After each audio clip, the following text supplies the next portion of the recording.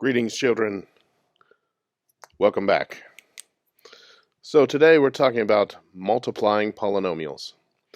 And this should also be a topic that you are somewhat familiar with because it includes using the distributive property, which is something that we've been using, once again, all school year, as well as in pre-algebra.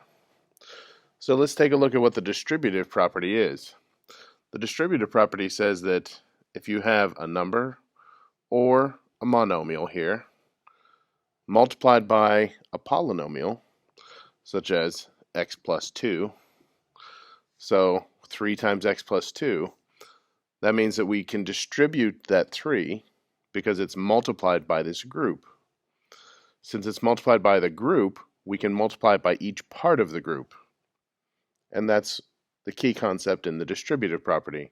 It's also sometimes called the distributive property of addition over multiplication, or vice versa, the distributive property of multiplication over addition. So 3 times x, 3x, and then 3 times positive 2 is plus 6. So we just multiply that 3 times each part, and that's the distributive property.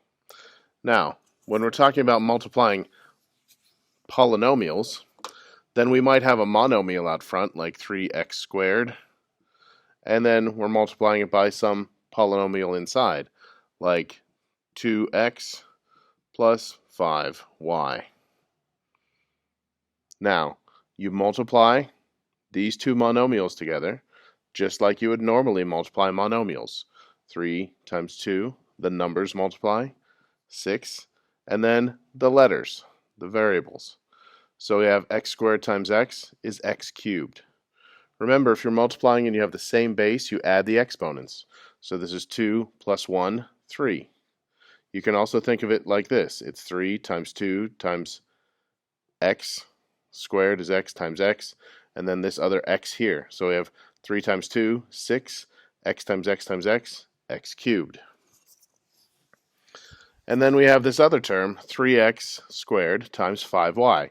So we multiply the numbers, we get 15, and then we have x squared times y. Now those are not like variables, so we just have those two variables that are multiplied together. So we have plus 15x squared y. So that's one example, and that's the simplest type when you're multiplying polynomials, because it's a monomial times a binomial. So let's take a look at a more advanced example, and that's if you have two polynomials and one of them's not a monomial. So let's say we had x plus 5 times 3x minus 2. Okay? So to do this, what we're going to do is we're going to take each term, so each part of the first polynomial, and we're going to multiply it by the second group. So I want you to take the time and write out this step. X times this whole group. X times 3x minus 2.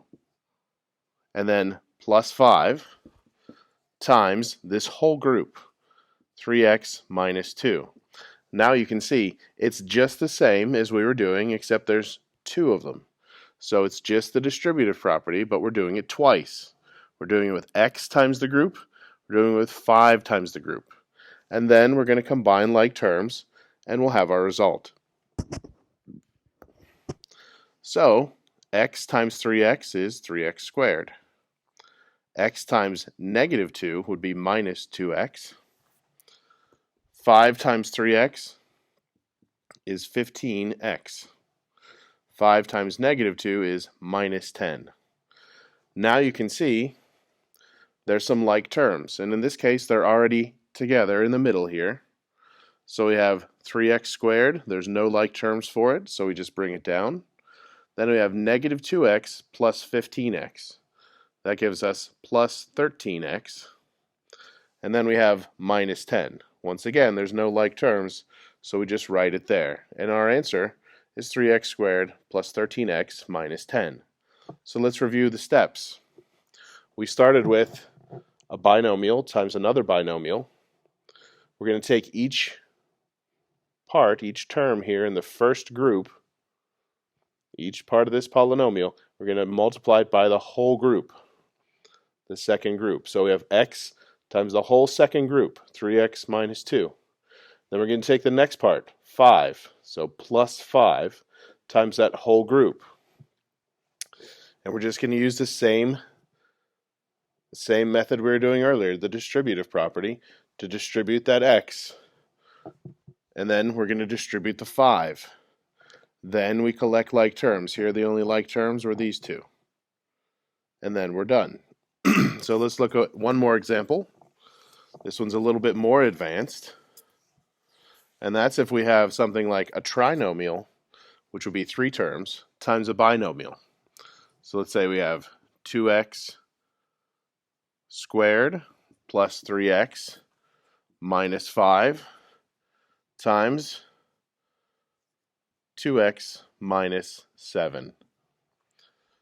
Okay?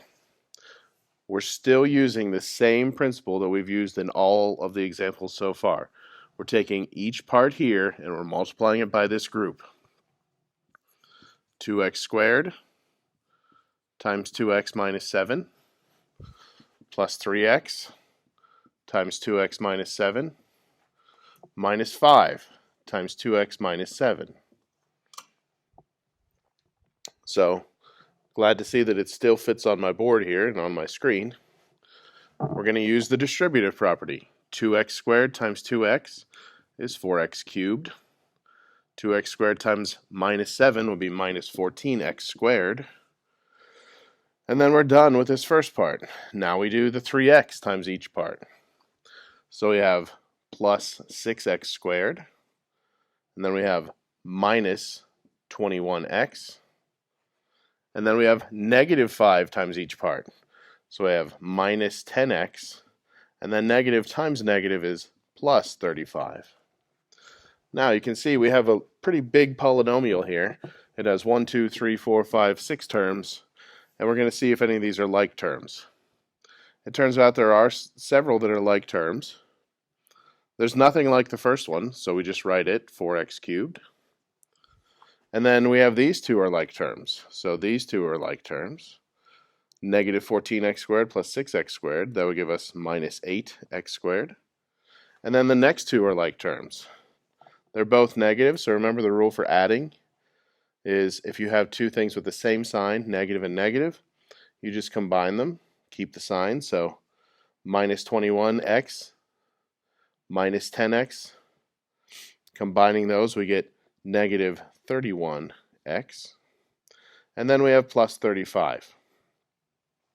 So no like terms for that one. So as you can see, we have a trinomial times a binomial.